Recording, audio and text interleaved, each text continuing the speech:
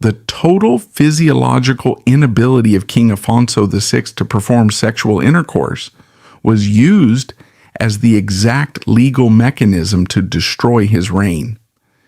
Queen Maria Francisca publicly documented her husband's erectile dysfunction to terminate their marriage and immediately begin reproducing with his biological brother.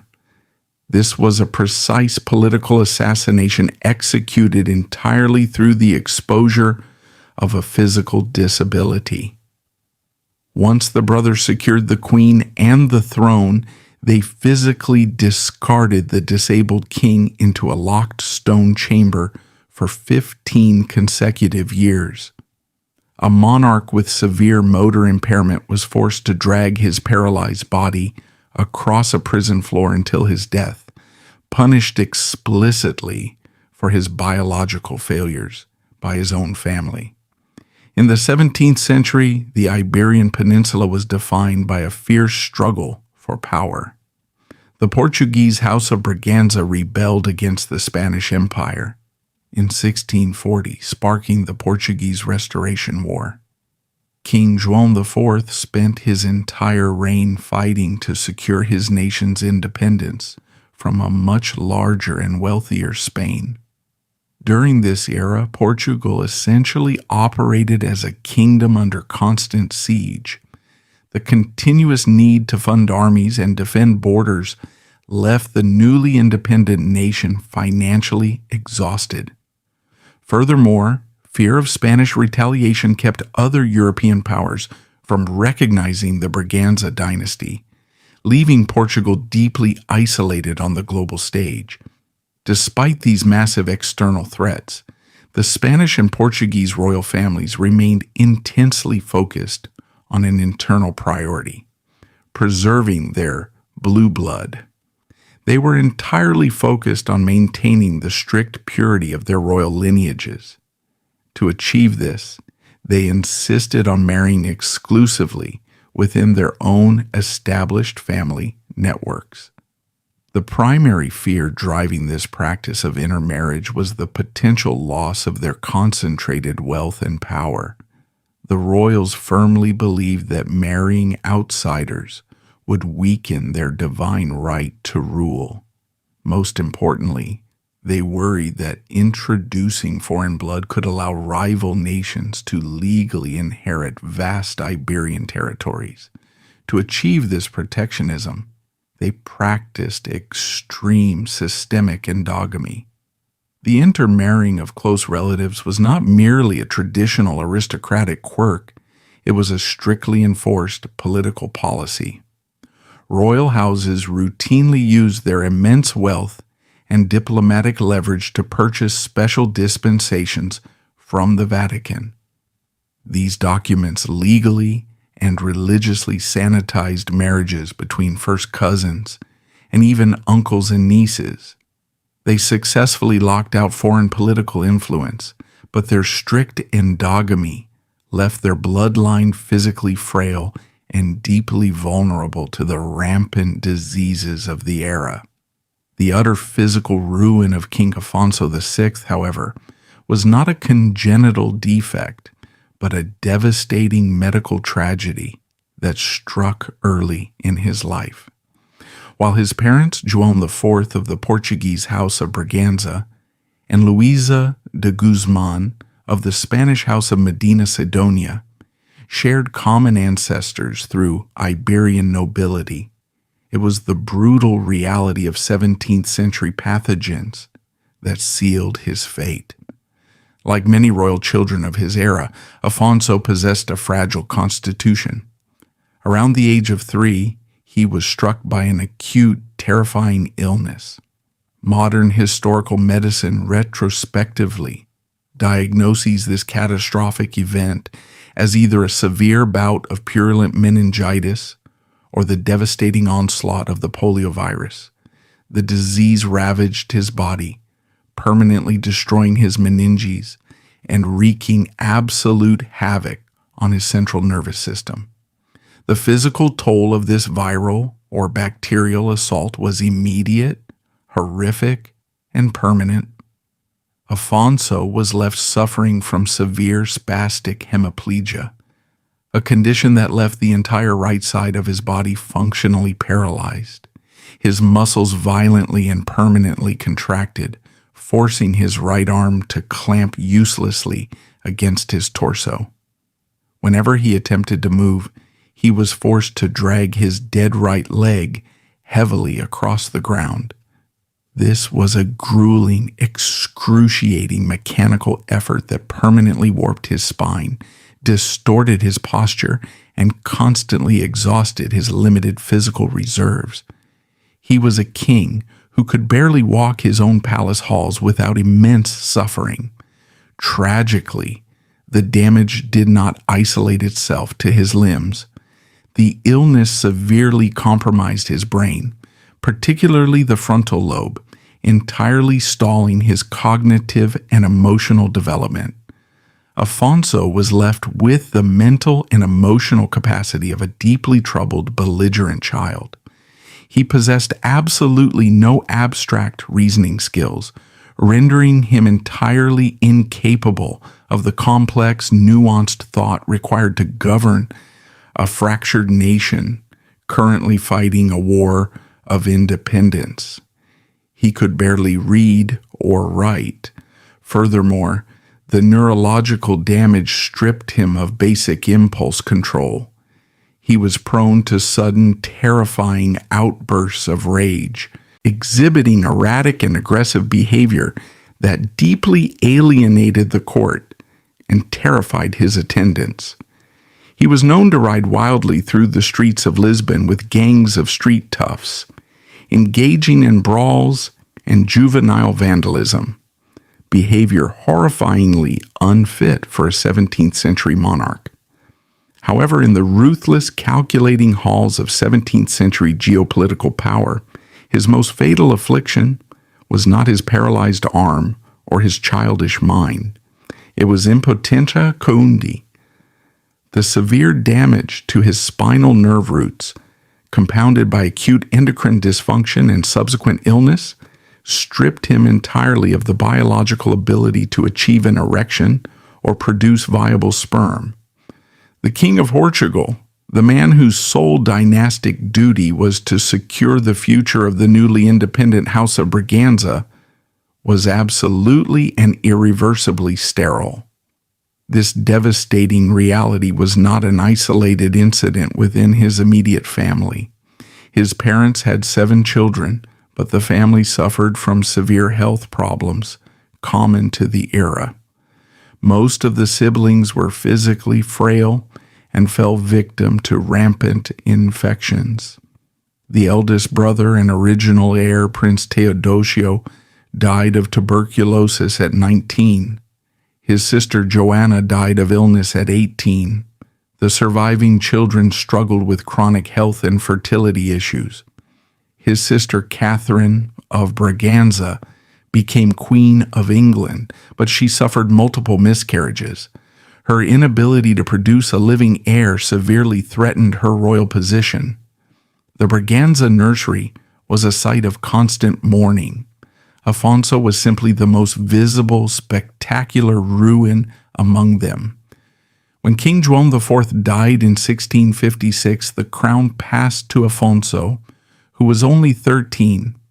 Due to his severe disabilities, his mother, Queen Luisa, ruled as regent. She was a capable and fiercely intelligent woman who managed the ongoing war with Spain admirably. But she knew that her disabled son could not rule alone. She knew the predators were circling. As Afonso entered his 20s, the regency was supposed to end. The nation needed a functioning king, and a functioning king needed a queen. Despite the fact that European intelligence networks and foreign courts were fully aware of the king's severe physical, cognitive, and reproductive disabilities, diplomats regularly sent reports detailing his imbecility and physical grotesqueries back to their masters. A cold, calculated geopolitical contract was drawn up. Afonso, completely incapable of understanding the gravity of his own situation, was to be married to Maria Francisca of Savoy, a highly ambitious and deeply connected French noblewoman. This forced marriage was not a union of souls, nor even a standard diplomatic alliance. It was a desperate, incredibly dangerous gamble driven by three distinct political weapons, all pointing directly at the Portuguese throne. The arrival of Maria Francisca of Savoy in Lisbon in the summer of 1666 was not merely the reception of a foreign bride, it was the docking of a hostile flagship. She arrived in the Portuguese capital under the guise of a royal wedding, but she was, in every practical sense, a Trojan horse engineered by the court of Versailles. King Louis XIV of France was engaged in a delicate, high-stakes game of geopolitical chess. Bound by the strict punitive terms of the Treaty of the Pyrenees, France was legally and explicitly forbidden from providing any direct military or financial aid to Portugal in its exhausting war of restoration against Spain. Louis, however, recognized that a fully independent Portugal was a fatal dagger pointed directly at the back of the Spanish Habsburgs, his greatest European rivals. He needed Portugal to survive, but he could not be seen saving it. Maria Francisca was the brilliant, cynical loophole. Officially, she was accompanied by a massive, staggering dowry and an extensive honor guard befitting a princess of her station. Unofficially, this dowry consisted of vast sums of French gold designed to prop up the bankrupt Portuguese treasury, and her honor guard was actually a contingent of elite, battle-hardened French mercenaries, commanded by the brilliant military tactician, the Duke of Schomberg. France was smuggling an entire proxy war through the doors of the royal cathedral. For Paris, the severely disabled, intellectually stunted King Alphonso VI was the absolute perfect monarch. He was a man who could easily be distracted by childish impulses, manipulated by whispers, and steered by a strong, assertive wife. As long as Maria Francisca held the reins of the marriage, Louis XIV held the reins of Portugal. Maria Francisca herself stepped off the ship with her eyes wide open. She was a woman of fierce, unyielding ambition, possessing a razor-sharp intellect and an absolute thirst for ultimate power. She was well aware of the disturbing diplomatic reports regarding her future husband. She knew he was physically deformed, neurologically damaged, and prone to violent, erratic outbursts. Yet, she walked into the arrangement willingly. She believed, with the supreme arrogance characteristic of the French high nobility, that her superior intellect and the crushing weight of French military backing would allow her to easily dominate the crippled king and outmaneuver his handlers. She intended to rule Portugal as an absolute sovereign in all but name. However, the grand, meticulous political blueprints drawn up in the elegant salons of Paris were violently shredded the moment Maria Francisca stepped into the heavy, shadowed privacy of the royal bedchamber. The political theory of controlling a disabled monarch collided instantly with the brutal, unforgiving biological reality of King Afonso's body. Away from the cheering crowds and the glittering uniforms of the court, the new queen was confronted with the stark, unvarnished truth of her husband's condition. Afonso's right side was severely paralyzed, his limbs twisted and atrophied by the illness that had ravaged him in childhood. His speech was difficult to parse, his emotional state was volatile and entirely unpredictable, and his personal hygiene and habits were those of a neglected, feral child rather than an anointed sovereign. But the absolute fatal flaw in the French plan, the reality that shattered Maria Francisca's ambition to rule through him, was his impotentia cundi. The severe neurological and endocrine damage Afonso had sustained left him biologically incapable of consummating the marriage. In the ruthless transactional world of 17th century dynastic politics, a royal marriage was a biological contract first, and a diplomatic treaty second. The absolute primary duty of a queen was to endure the king's advances and produce a male heir to secure the lineage. If the king was sterile, the queen was rendered politically vulnerable and entirely expendable. Maria Francisca felt a profound, overwhelming physical revulsion toward her husband's twisted frame, but more importantly, her sharp political instincts immediately recognized the fatal danger of her position. Afonso was not the malleable, useful puppet she had been promised. He was far too chaotic, damaged, and unpredictable to safely control. More devastatingly, because he could not give her a child, she would never achieve the ultimate, unassailable security of becoming the queen mother. If she remained tethered to him, she would eventually be outmaneuvered by the king's handlers and swept aside. Realizing her initial plan was a complete biological dead end that would leave her trapped in a foreign country with a man she despised, Maria Francisca executed a flawless, utterly ruthless political pivot. If the king was a broken tool, she needed to find a sharper weapon. She turned her attention to the one man in the Portuguese court who possessed everything her husband lacked, Prince Pedro. Pedro was Afonso's younger brother, the classic spare to the heir. He was healthy, robust, highly intelligent, and deeply ambitious. Crucially, Pedro possessed the mental faculties and the charismatic temperament required to actually govern a nation. He had spent his entire life watching his disabled brother wear the crown that he felt was rightfully his. Pedro deeply resented the king's handlers, particularly the dictatorial prime minister, the Count of Castello-Melor, who deliberately kept Pedro isolated from the levers of power. The chemistry between the ambitious, trapped French queen and the frustrated, capable Portuguese prince was instantaneous and explosive. They were united by a mutual thirst for power and a shared profound contempt for the reigning monarch. Maria Francisca and Pedro rapidly formed a powerful, deeply intimate alliance. The newly minted queen took her brother-in-law as her clandestine lover, establishing a shadow court right under the nose of the disabled king. Their immediate primary target was not Afonso himself, but the man who acted as his shield and puppeteer, Luis de Vasconcelos y Sousa, the Count of Castello-Melor.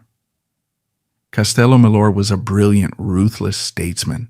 He was the Prime Minister of Portugal and the de facto ruler of the country.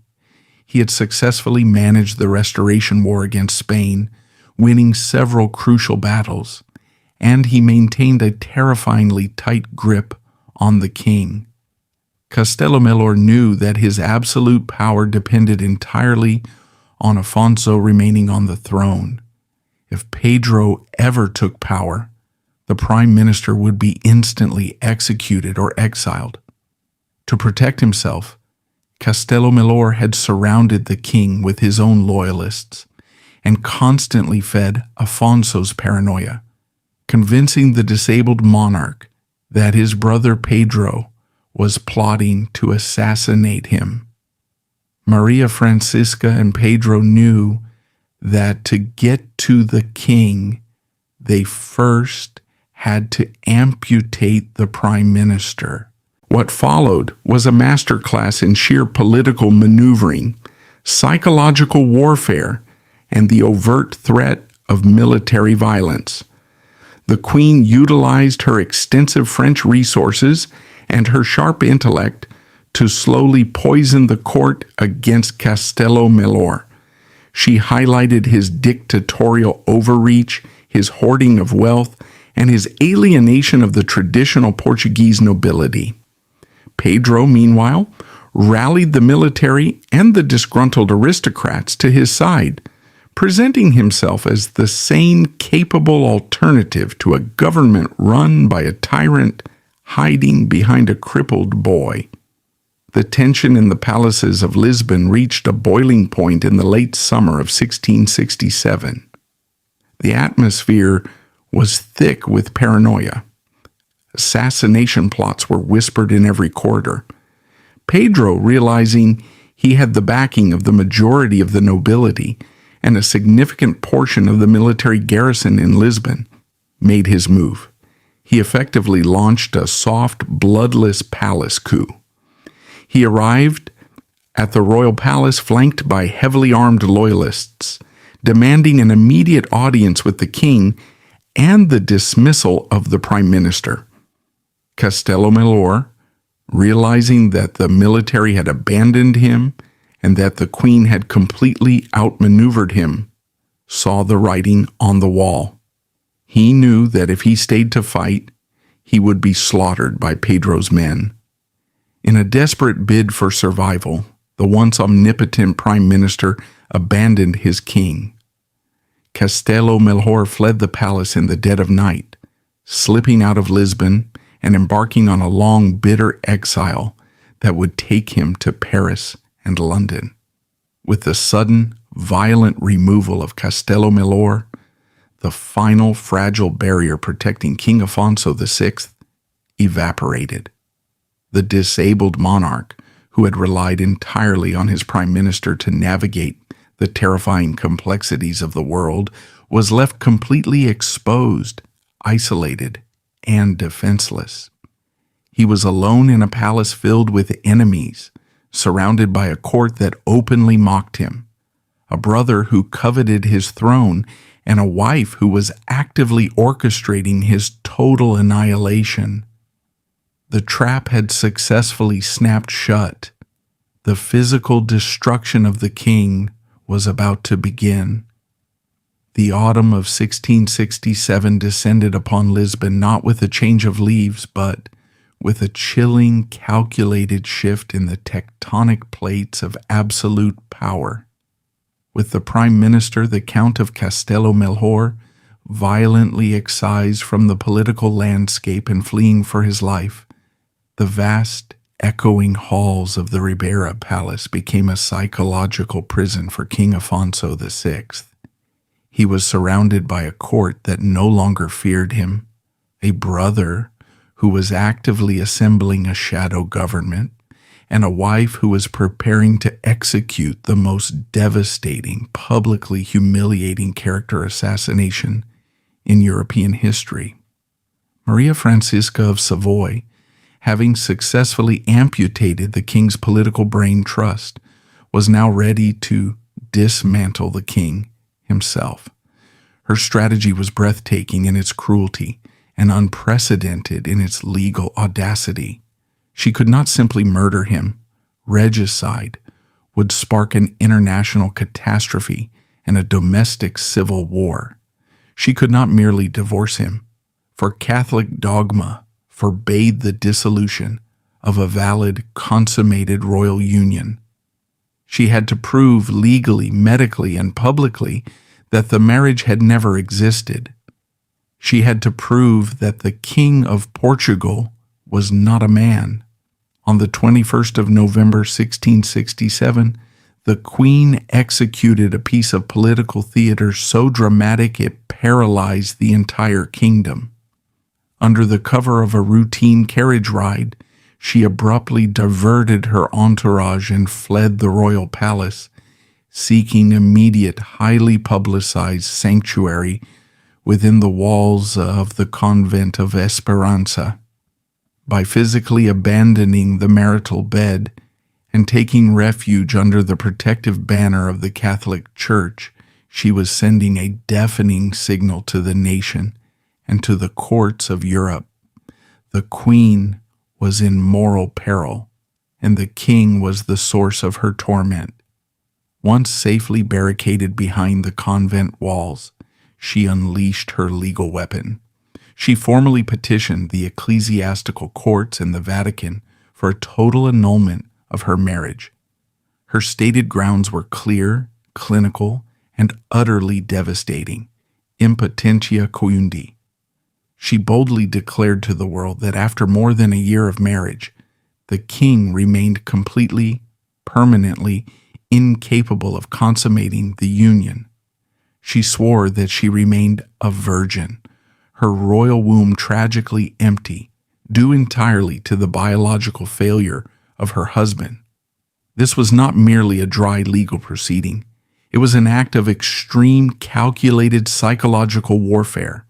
It was specifically designed to completely obliterate the dignity, humanity, and divine legitimacy of the monarch. To secure this annulment, a special medical and ecclesiastical commission was established.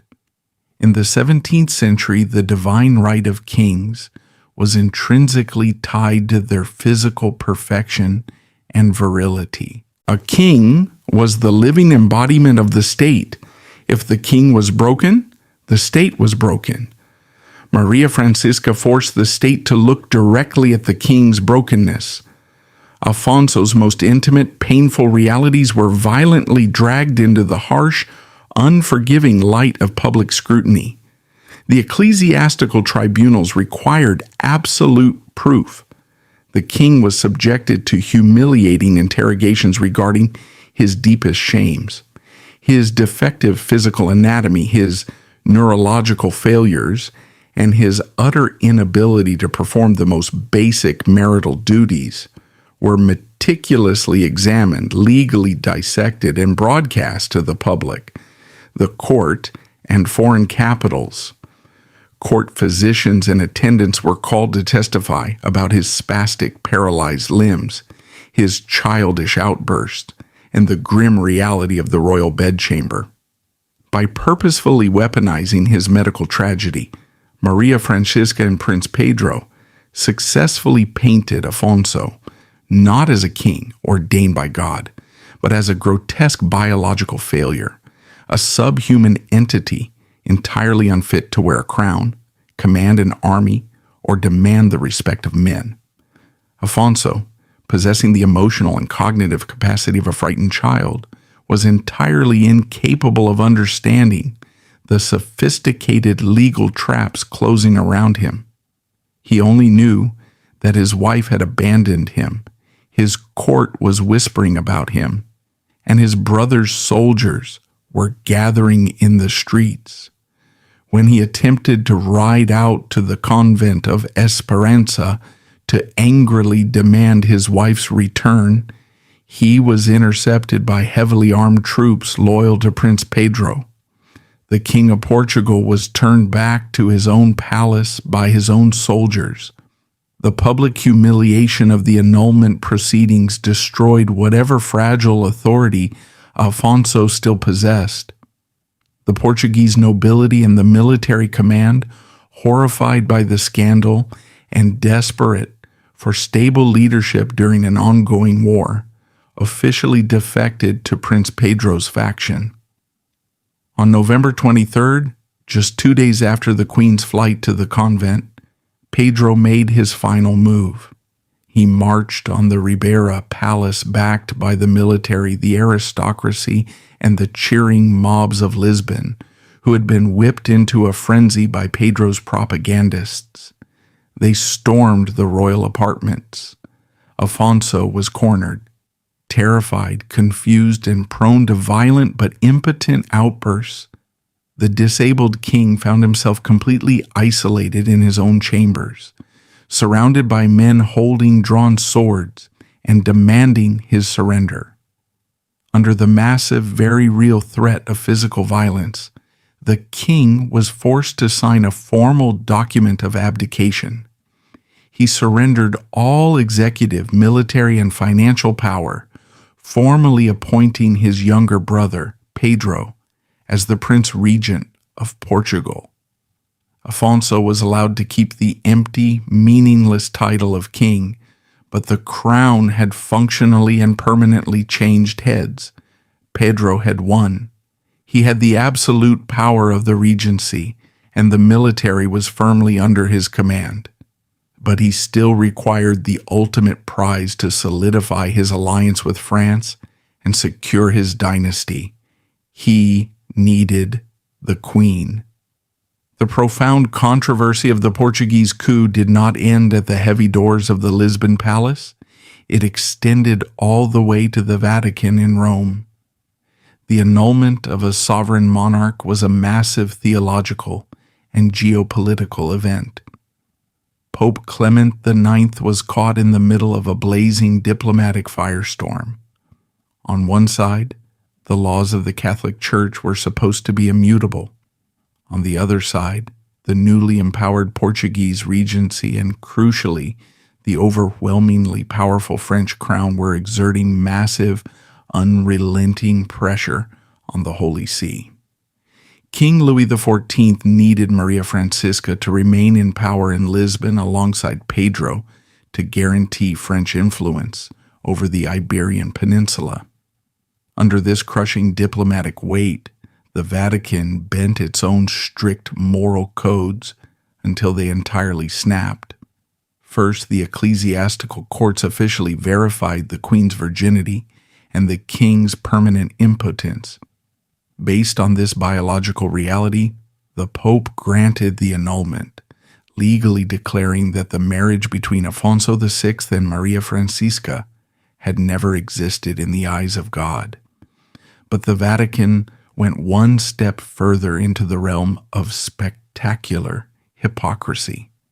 To solve the political crisis, the Pope issued an incredibly rare, highly controversial dispensation that allowed Maria Francisca to immediately remarry. Her new husband was to be none other than Prince Regent Pedro himself. It was an act of blatant political incest. To marry one's brother-in-law while the former husband still drew breath was a direct, severe violation of the church law of the era. It was rubber-stamped by the Pope solely to secure a geopolitical alliance and maintain peace. The sacred sacrament of marriage was unceremoniously reduced to a highly malleable diplomatic tool. Just months after destroying her husband in the public square, Maria Francisca walked down the aisle a second time, marrying the man who had stolen the throne. She had successfully traded a paralyzed, impotent king for a healthy, robust prince regent, securing her power and cementing her position as the true architect of Portuguese politics. Pedro now possessed the absolute power of the regency, and he had secured the queen. But he still had one glaring breathing problem. His brother, the anointed king, was still alive. Because outright regicide, the physical killing of an anointed monarch, was a mortal sin that would instantly alienate him from the rest of Catholic Europe and potentially spark a brutal civil war among Afonso's few remaining loyalists, Pedro opted for a far more insidious, utterly bloodless solution. He instituted a deliberate policy of passive biological extermination. He decided to lock his severely disabled brother in conditions so thoroughly miserable, deprived, and psychologically torturous that his frail body and broken mind would simply deteriorate and give out on their own. The state would not execute him. It would merely allow him to slowly rot to death. Pedro decreed that the mainland of Portugal was too dangerous a place for the deposed king. There was always a risk that a rogue military faction might use Afonso as a figurehead for a counter-rebellion. He needed Afonso exiled to the very edges of the known world. In 1669, Afonso was dragged from his familiar surroundings in Lisbon, forced onto a galleon, and exiled to the remote, windswept island of Terceira in the Azores archipelago, located deep in the turbulent waters of the Atlantic Ocean. The long sea voyage was a descent into physical agony. Afonso suffered from severe spastic hemiplegia. His joints were permanently contracted, and his spine was badly warped. The violent, unending turbulence of the Atlantic crossing, combined with the cramped, damp conditions of a 17th century warship, wreaked absolute havoc on his paralyzed limbs, causing him unimaginable continuous physical pain. Once he arrived on the volcanic island of Terceira, he was locked deep within the imposing fortress of San Juan Baptista. He was entirely cut off from the world he knew, placed under heavy armed guard, and denied any communication with the mainland. The absolute deafening isolation of the island fortress violently exacerbated his pre-existing cognitive damage. Stripped of his titles, his attendants, and his freedom, the former king plunged into severe bouts of screaming paranoia, terrifying night terrors, and deep catatonic depression. He was a broken man, entirely at the mercy of the very sibling who had stolen his entire existence. Yet, as Afonso languished in the damp, salt-sprayed stone of the Azores, the paranoia of his brother in Lisbon continued to grow. Pedro began to fear that even the middle of the Atlantic Ocean was not far enough to bury a living king. The island of Terceira in the Azores, an isolated volcanic rock lashed by the violent storms of the Atlantic, was meant to be the final forgotten chapter of King Alphonso VI's life. For 5 agonizing years, the deposed monarch languished within the cold, damp walls of the fortress of San Juan Baptista. The profound isolation only accelerated his cognitive decline. He paced the battlements, a ghost of a sovereign, screaming at the crashing waves and sinking ever deeper into a labyrinth of paranoia and depression. Yet, ironically, it was not Afonso's madness that dictated his fate, but the escalating paranoia of the brother who had usurped him. Back in Lisbon, Prince Regent Pedro could not rest. Despite holding absolute power, commanding the military, and sharing the royal bed with his brother's former wife, Pedro was haunted by geopolitical anxiety. He recognized that the Azores were highly vulnerable. What if a rogue faction of Portuguese loyalists commandeered a ship? What if a foreign adversary, perhaps Spain, seeking to destabilize the newly restored Portuguese independence, launched a naval strike to rescue Afonso and install him as a puppet king? An exiled king was a dangerous king.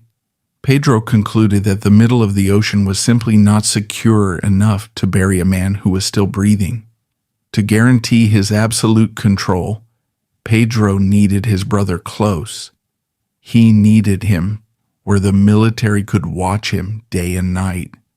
In 1674, under heavy armed guard and utmost secrecy, Afonso was forced back onto a galleon and transported back to the Portuguese mainland.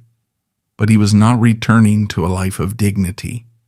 He was being transferred to his final, inescapable purgatory, the ancient National Palace of Sintra.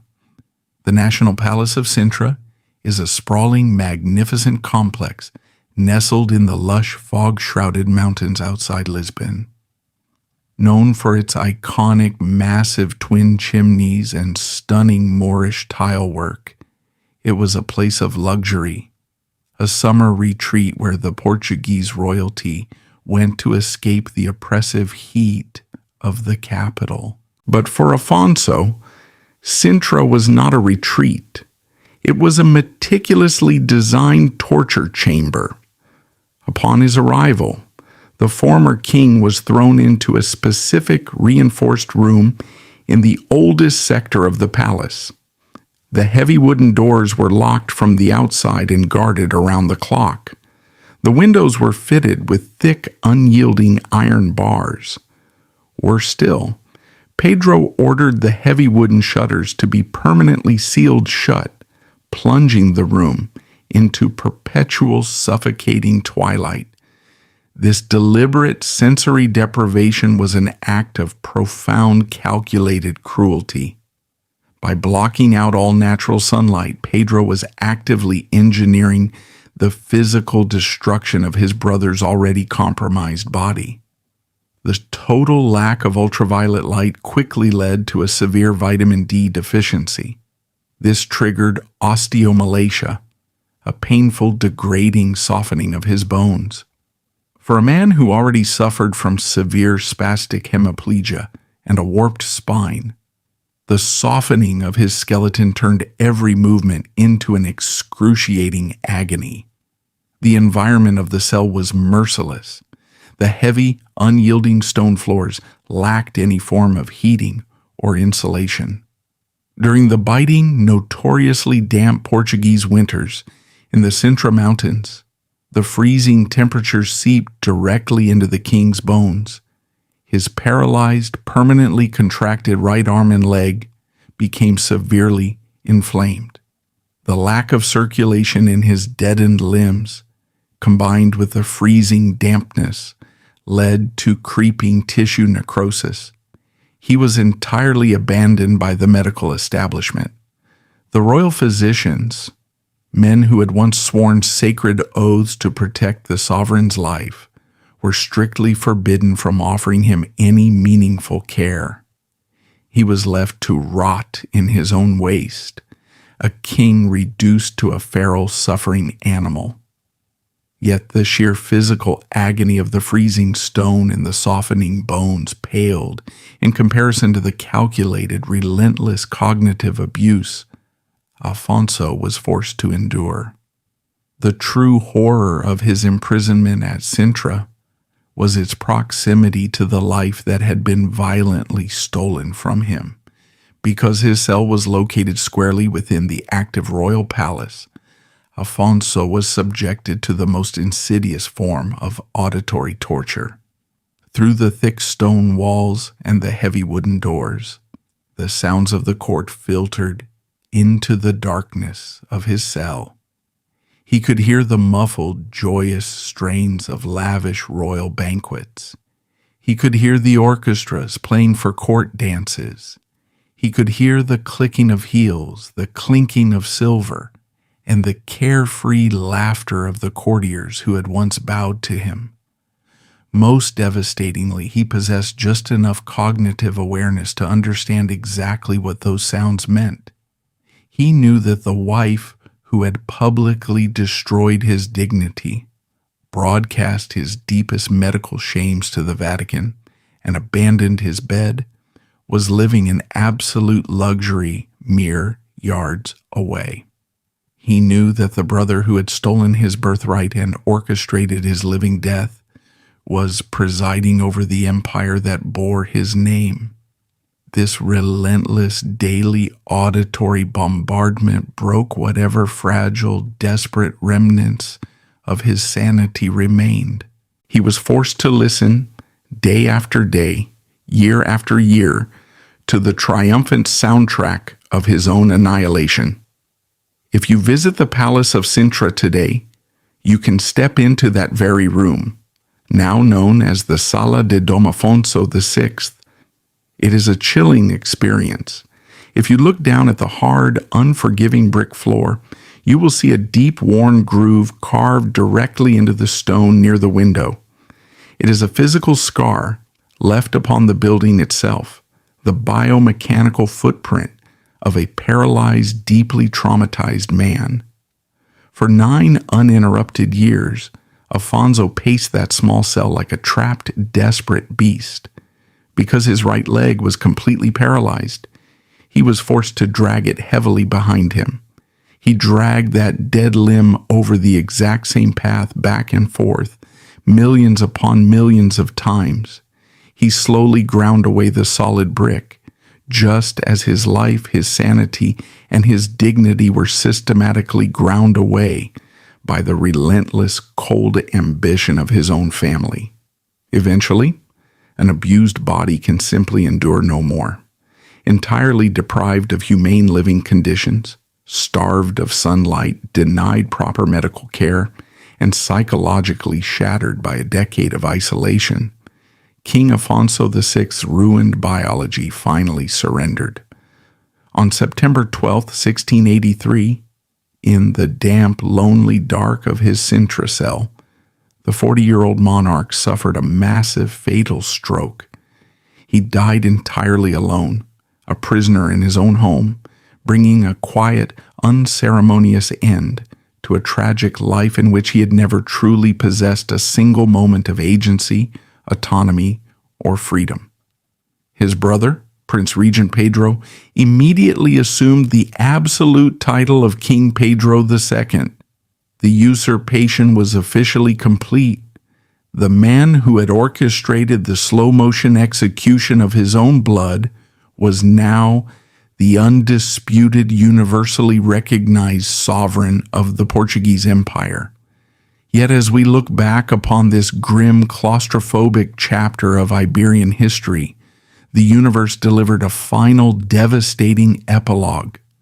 The ruthless, triumphant union of Pedro II and Maria Francisca of Savoy had been built entirely on a foundation of betrayal, perjury, and the cruel public weaponization of a disabled man's most intimate suffering.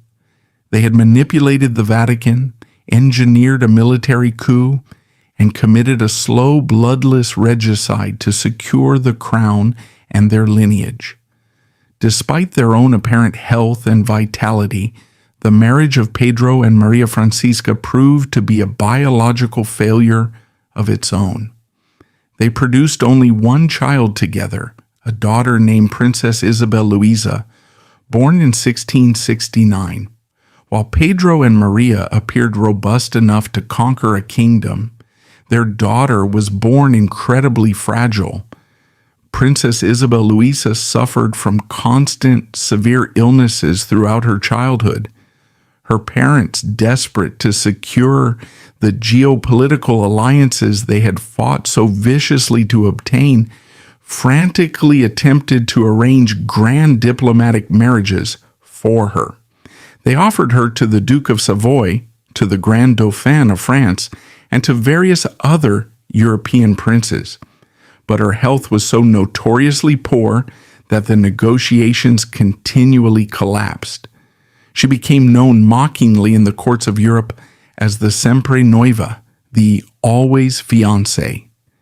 In 1690, at the tragically young age of 21, Princess Isabel Luisa contracted smallpox.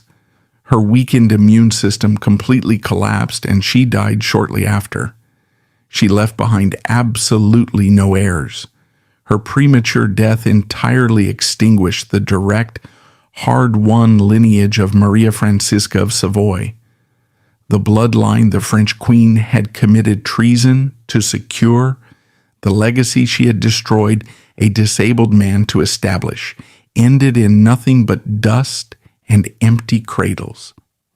The ambitious queen herself did not live long enough to enjoy the absolute unencumbered power she had sacrificed her humanity to achieve. In a twist of timing so sharp it feels scripted by a playwright, Queen Maria Francisca succumbed to a sudden violent illness in December 1683. She died just 3 short months after the husband she had publicly humiliated and locked away finally took his last breath in his Sintra cell. The crown she had betrayed everything to wear ultimately rested on her head for only a fraction of the time she spent plotting to steal it. The agonizing story of Afonso VI, Pedro II, and Maria Francisca is infinitely more than just a dramatic, sensational footnote in the annals of 17th century royal history. It stands today as a dark, enduring monument to the absolute moral decay of dynastic politics and the blinding, corrosive nature of unchecked ambition. It forces us to confront a deeply uncomfortable historical reality. The highest, most revered elites of society viewed human life not as something sacred to be protected, but merely as raw, disposable material to be exploited. They were perfectly willing to weaponize medical defects. They were willing to entirely strip a disabled human being of his basic human rights, parade his physical failures before the church, and execute him in agonizing slow motion, all to lubricate the cold, calculating machinery of absolute power. In the end, the glittering Portuguese crown they fought so viciously to secure was eventually passed on to the children of Pedro's second wife, but the legacy Pedro and Maria Francisca left behind remains a permanent, undeniable stain on the conscience of history. Their saga leaves us with a haunting, enduring question. Does the pursuit of absolute power ever truly justify the complete eradication of compassion? Or does history ultimately judge us not by the magnificent thrones we managed to capture, but by the vulnerable humanity we are willing to discard along the way?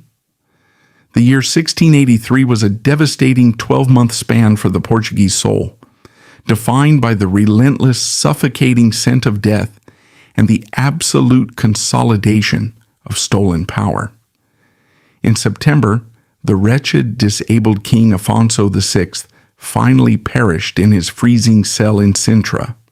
A mere 3 months later, in December, Queen Maria Francisca of Savoy, the French architect of the coup, was struck down by a sudden, violent fever and followed her humiliated husband into the grave. When the dust of this spectacular, deadly autumn finally settled, King Pedro II stood entirely alone at the apex of the Portuguese Empire.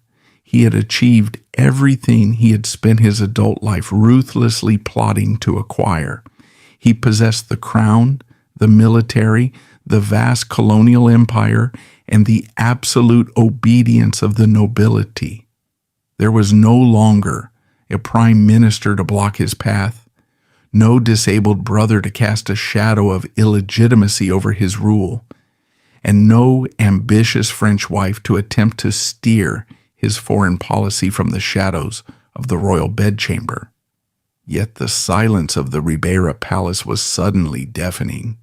Pedro had won the brutal game of thrones, but he immediately found himself staring into a terrifying, familiar abyss: the biological fragility of the House of Braganza. Despite conquering the political landscape, Pedro's biological legacy hung by a single fraying thread. His only child with the late Maria Francisca was Princess Isabel Luisa. She remained a sickly, frail girl, leaving it glaringly obvious to the king, his physicians, and his ministers that the always fiancée would likely never survive long enough to produce an heir of her own, let alone govern an empire.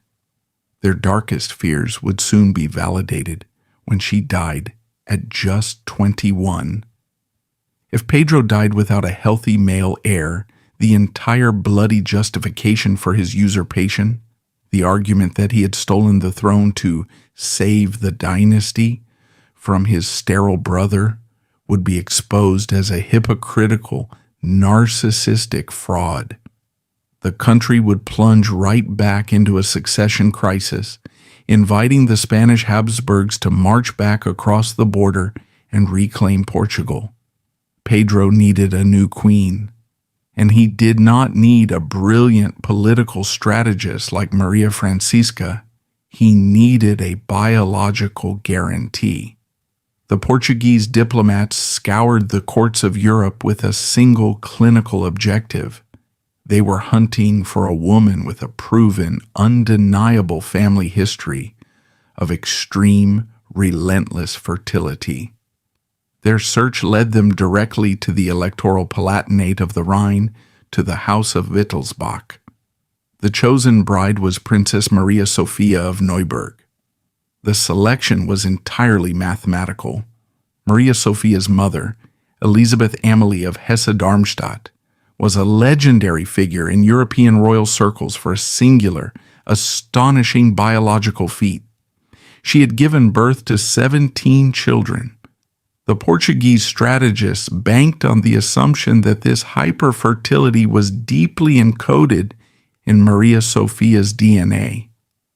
When the 21-year-old German princess arrived in Lisbon in 1687 to marry the 39-year-old King Pedro II, the atmosphere of the Portuguese court shifted overnight. Maria Sophia was the absolute antithesis of her predecessor. Where Maria Francisca had been cunning, manipulative, and deeply involved in the darkest machinations of statecraft, Maria Sophia was gentle, intensely pious, and entirely uninterested in political warfare. She was renowned for her sweeping acts of charity and her devout religious dedication. More importantly for Pedro, the biological gamble paid off with spectacular dynasty-saving success. The curse of the Braganza nursery was finally broken. Maria Sophia possessed a robust, healthy genetic sequence that effectively neutralized the flaws of the Portuguese royal line. Over the next 12 years, she delivered 7 healthy children. Most crucially, in 1689, she gave birth to Prince João, the future King João V, finally securing the male succession and cementing Pedro's legacy. Pedro II had effectively purchased his dynasty's survival, but the political landscape of Europe was about to demand a new, entirely different kind of payment. With the succession secured, Pedro II turned his attention to the shifting, volatile map of Europe. The late 17th and early 18th centuries were dominated by the terrifying, expansionist ambitions of King Louis XIV of France. For decades, Portugal had relied heavily on French support to maintain its independence from Spain. Maria Francisca had been the human embodiment of that alliance. But with her dead, and with French power growing so massive that it threatened to swallow the entire Iberian Peninsula, Pedro recognized that his former allies were rapidly becoming his greatest existential threat. In 1700, the sterile King Charles II of Spain died, leaving the Spanish Empire to a French Bourbon prince. The nightmare scenario had materialized. France and Spain were now essentially a single, colossal superpower. If Pedro remained allied with France, Portugal would be swallowed whole, reduced to a mere vassal state of Paris and Madrid. Pedro II executed a brilliant, incredibly risky geopolitical pivot. He abandoned the French alliance and threw the entire weight of the Portuguese Empire behind the Grand Alliance, a coalition led by England, the Dutch Republic, and the Austrian Habsburgs, designed to crush French hegemony. To cement this new vital alliance, Pedro signed one of the most consequential and controversial diplomatic documents in economic history, the Methuen Treaty of 1703. Negotiated by the English diplomat John Methuen, the treaty appeared, on the surface, to be a simple, mutually beneficial trade agreement. England agreed to allow Portuguese wines to be imported at a significantly lower tariff than French wines. In return, Portugal agreed to open its markets completely and without restriction to English-manufactured textiles, particularly wool. The immediate cultural result of this treaty was the birth of the global port wine industry. To satisfy the massive sudden English demand for Portuguese wine, the vineyards of the Douro Valley were vastly expanded. But to ensure the wine survived the long turbulent sea voyage to London, Portuguese merchants began fortifying it with heavy grape spirit, brandy, creating the sweet, highly alcoholic port wine that became the absolute staple of the British aristocracy. However, the economic reality of the Methuen Treaty was a catastrophic Faustian bargain for Portugal. By opening its borders completely to cheap, mass-produced English textiles, the treaty instantly and permanently annihilated Portugal's own emerging manufacturing industries. Portuguese weavers and factories simply could not compete with the sheer scale and efficiency of the English industrial machine. Portugal was transformed into a pure extraction economy, an agricultural state that exported wine and raw materials, while remaining entirely dangerously dependent on England for manufactured goods, clothing, and naval protection. Pedro II had secured his nation's political independence from France and Spain, but he had effectively sold its long-term economic independence to London.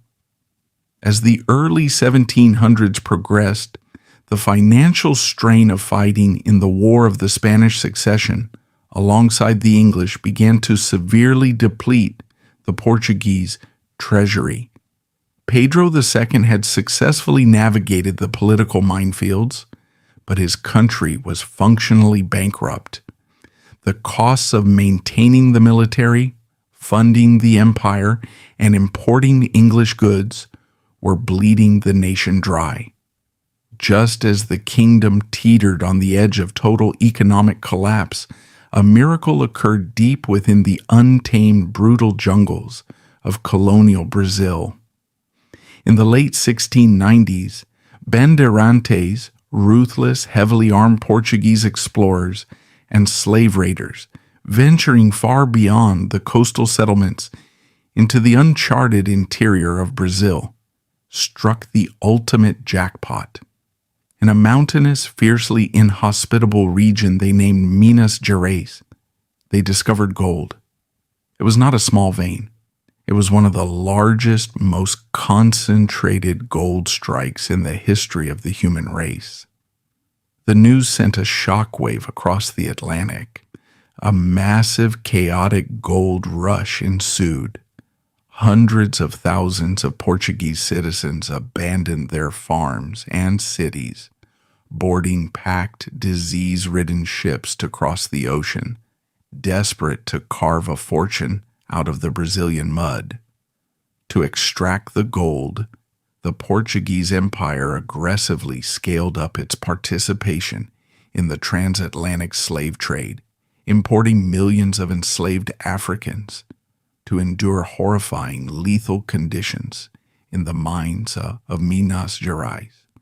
For King Pedro II, the discovery of Brazilian gold was the ultimate divine vindication of his rule. The gold did not merely save the Portuguese economy, it fundamentally altered the entire power structure of the state. According to royal law, the king was entitled to the quinto do ouro, the royal fifth, a strict 20% tax on all gold extracted from the Brazilian colonies. Suddenly, vast, unimaginable fleets of treasure galleons began arriving in the port of Lisbon, their hulls heavy with raw, glittering bullion. Pedro II went from presiding over a bankrupt, struggling kingdom to becoming one of the wealthiest monarchs on the face of the earth. This staggering influx of colonial wealth allowed Pedro to achieve the ultimate political dream of the 17th century monarch, absolute power. Historically, Portuguese kings were required to summon the Cortes to request funds, raise taxes, and pass major laws. The Cortes was the only mechanism that held the power of the monarchy in check. But with the Brazilian gold flowing directly into his private treasury, Pedro II no longer needed the Cortes. He possessed the independent wealth to fund his armies, build his palaces, and run the empire entirely on his own. He simply stopped calling the parliament into session. Through the blood and sweat of enslaved laborers and ocean away, Pedro II finalized his transformation from a treacherous younger brother into an absolute untouchable autocrat. He ruled by divine decree, answerable to absolutely no one. King Pedro II died in December 1706 at the age of 58. He died in his bed surrounded by healthy heirs, possessing a treasury overflowing with gold and having secured his nation's borders against the greatest military powers in Europe. On paper, his reign was a spectacular, undeniable triumph. He had rescued the Braganza dynasty from biological extinction. He had navigated the treacherous waters of European diplomacy to ally with the winning side of the era. He had overseen the discovery of wealth that would fund the Portuguese Empire for the next century. Yet as history examines the architecture of his success, the foundational rot becomes impossible to ignore. The glittering absolute monarchy he passed down to his son, João V, was built on a series of profound moral and economic compromises. He had secured the throne through perjury, psychological torture, and the deliberate, slow-motion execution of his disabled brother.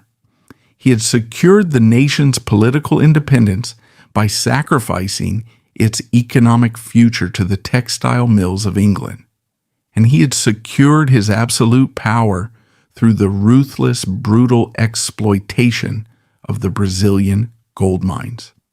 Pedro II is remembered as the Pacific by Portuguese historians, a title recognizing his ability to stabilize a fractured nation. But the peace he achieved was the peace of the graveyard, a silence bought by locking away the inconvenient truths of his own ambition in the cold, damp cells of Sintra. He proved that in the ruthless game of empire, the victor is rarely the most righteous man, but simply the one willing to sacrifice his humanity the most efficiently.